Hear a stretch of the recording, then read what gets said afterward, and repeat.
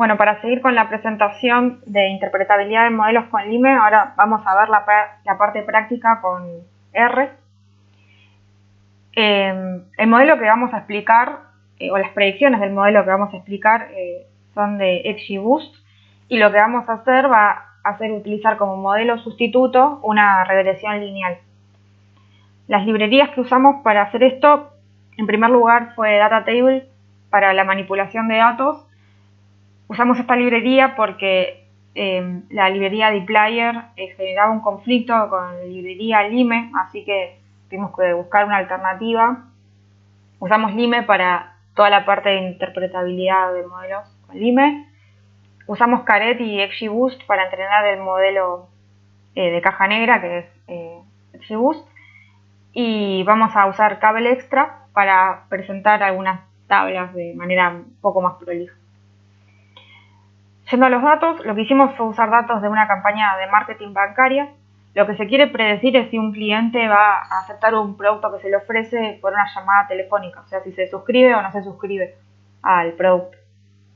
Dejamos el link al dataset que está en Kaggle y bueno, lo cargamos y vemos un head. En el head lo que vemos es que el dataset tiene variables tanto categóricas como numéricas. Y bueno, al final tiene la clase a predecir, que es una clase binaria. Lo primero que hicimos fue dividir el dataset en train y test. Creamos una partición de los datos con la función de caret create data partition. Se le pasa la variable a predecir y la proporción que se quiere que tengan los datos de train. Y acá lo que hicimos simplemente fue recortar al dataset por los índices que arroja esta función. Acá están como los que no son esos índices, entonces quedan los datos divididos en train y test. Acá en los datos de train y test también está la clase a predecir, eso hay que tener cuidado, así que nada, quedó el recordatorio. Lo que hicimos después fue entrenar el modelo con el paquete Caret. Acá quedaron un poco estos parámetros, esta grilla de parámetros fijos que nos servían para entrenar más rápido el modelo. Acá no la usamos al final para que optimice los parámetros. Básicamente usamos la función train de Caret, que se le pasa como la fórmula, que es predecir subscriber con todas las variables. Usamos los datos de train y el método. Eso tiró unos warnings, pero está todo bien.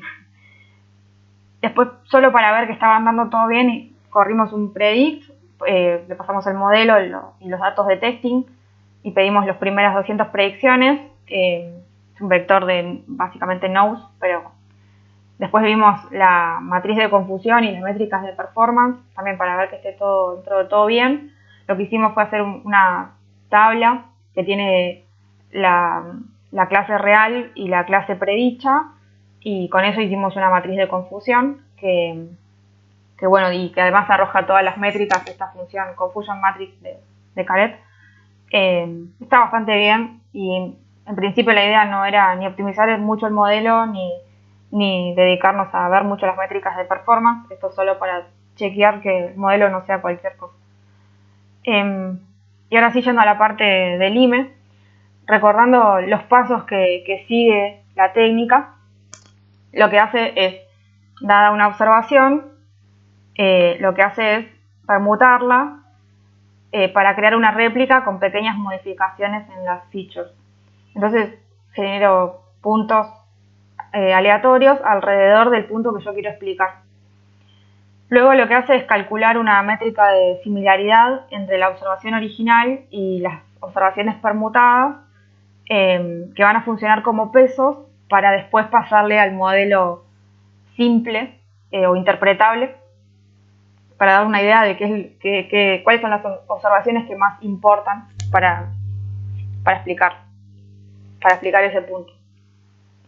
Luego lo que hace el modelo es, con ese punto, este método, ¿no? Ese punto y con las observaciones permutadas, se las pasa de nuevo al modelo no interpretable.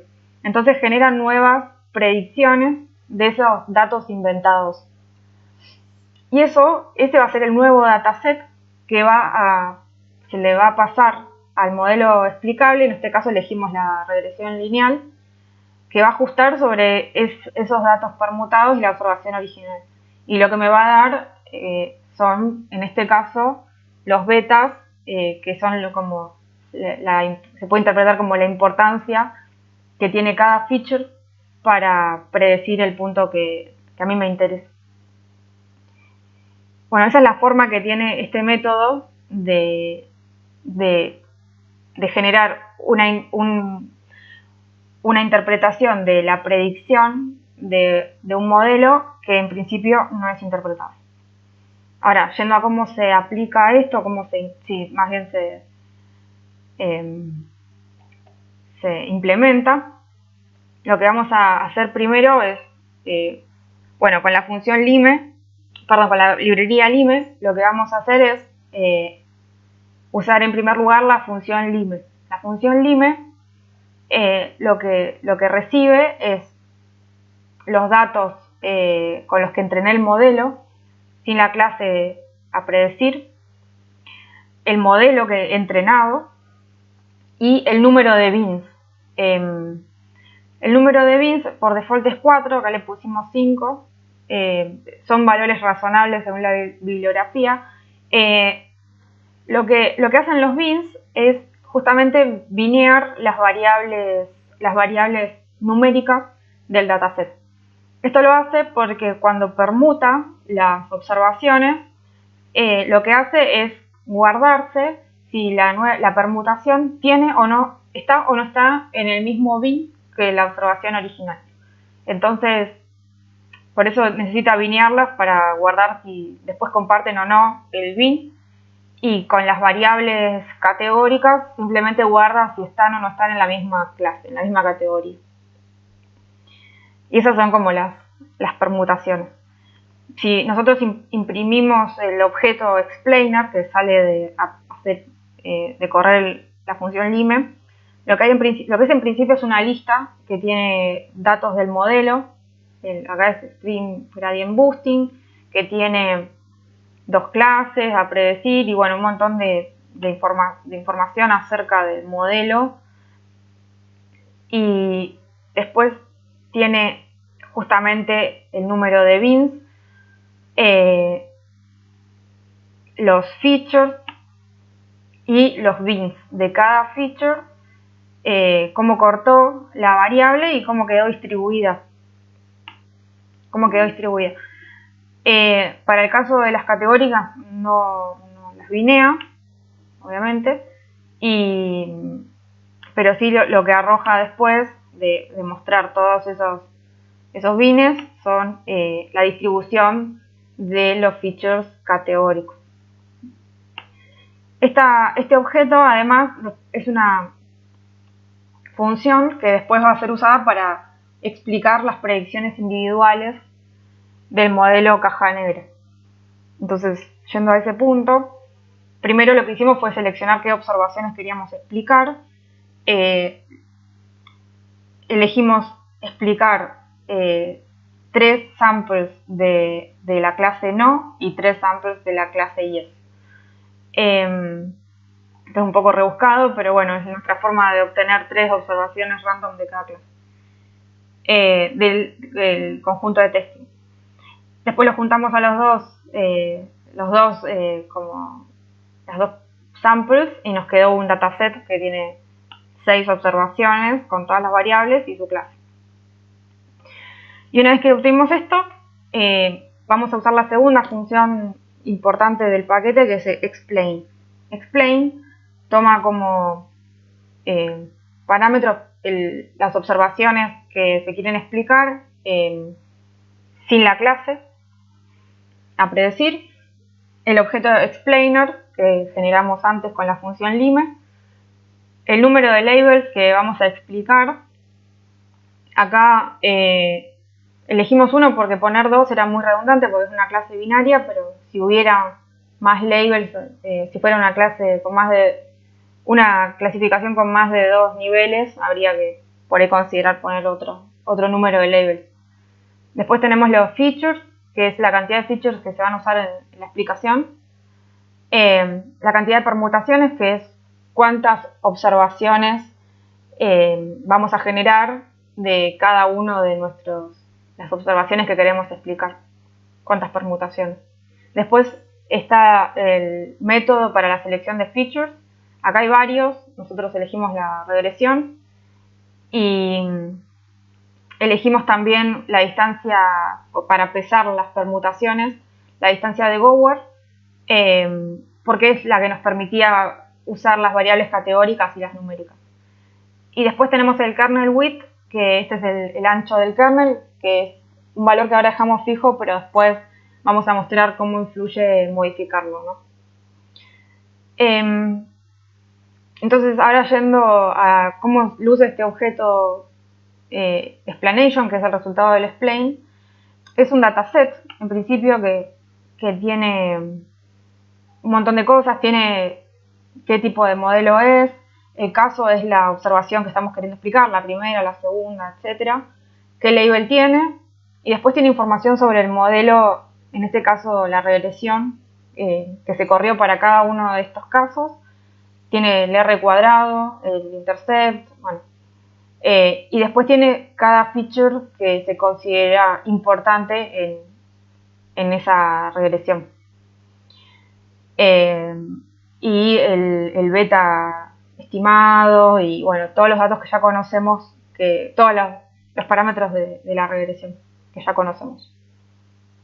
Eso sí se ve bastante feo, pero esta librería tiene una función que es plot features, que se aplica al objeto explanation y que te arroja estos mismos datos, esta misma información, pero en un plot más comprensible, que para cada observación que nosotros estamos queriendo entender, te arroja qué label tiene, con qué probabilidad la predice el modelo y la bondad del ajuste, que es el R cuadrado, en este caso. Y acá te dice para cada variable si aporta evidencia a favor o en contra de esta probabilidad y su peso. Este es como el peso que tiene sobre la probabilidad, si es positivo o negativo. Es el beta. Y para cada observación se corren distintas regresiones, cambian las variables, o pueden cambiar las variables explicativas, puede cambiar la bondad del ajuste, son todas distintas regresiones. Por último, hay otro plot que es la función que se llama plot explanation. Se aplica también sobre el objeto explanation, en este caso, y lo que muestra es para cada una de nuestras observaciones, si el label es yes, no o yes, y las variables y el peso que tienen en la predicción de ese label. Y entonces, esta es un heatmap, que es una buena manera de ver cuáles en general, si es que hay variables que son como más importantes a nivel global del modelo. Por ejemplo, acá parece ser importante la duración de la llamada para predecir a estos casos como un yes. Bueno, eso es todo por esta parte. Ahora vamos a seguir con la última parte de la práctica. Vamos a cambiar los distintos valores del kernel width y ver qué pasa.